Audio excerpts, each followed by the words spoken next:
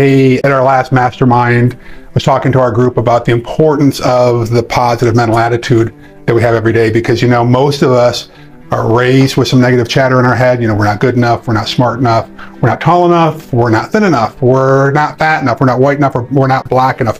Whatever it is, we get all this negative chatter into our heads and we just psych ourselves out. Sometimes it gets so bad that we don't think that we are worthy of success.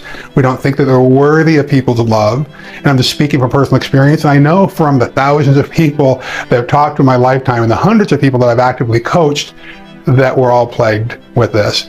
What I have found over the years is that we need to replace that negative chatter in our head with positive chatter, with positive mantras, with great routines, with friends who speak great things into our lives. And it's one of the reasons why I wrote this book, Flashpoints for Achievers, so that every day we can put positive mental imagery, positive messages into our brain to replace all that negative crap that's in our heads. Because honestly, years ago I realized I had this great visual. This is what my brain looked like not so long ago. This kind of negative, dark swamp-like water. And the truth is that when we start imagining that this is who we are, this kind of stuff, this is how we start treating people. This is how damaged relationships happen. And there's only one way to change this, and that is to start putting some positive stuff into our brain.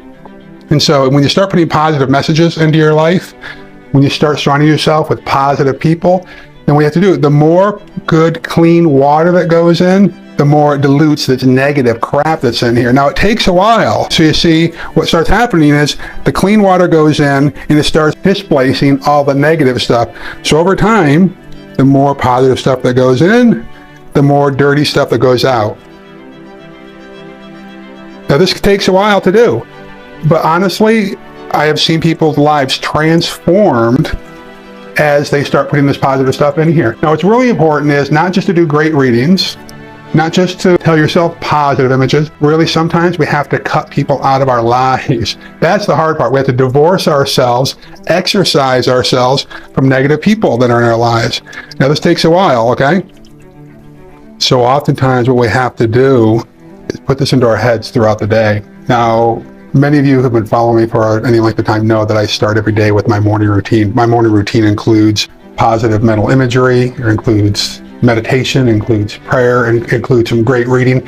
But what I realized is I couldn't get real clarity like the water that's going into this glass until I starting my morning routine the night before, and that's with a gratitude journal, and really recognized that no matter what's going on in my life, even when I was at my bottom and bouncing along and skidding along for a while, I still had great things that I could be grateful for. But in order to get a great night's sleep, I realized I had to actively, with intention, start identifying what are the things that I'm grateful for. When I went to sleep thinking about the things I was grateful for, I actually got better night's sleep. I woke up more refreshed, and then I was in a better mindset to start my morning routine of positive mantras, meditations, readings, and prayers. So no matter what we do, it's going to be a difficult journey to get to the clear water that we're getting to here. I hope that you'll dedicate yourself to lifelong learning and positive mental imagery.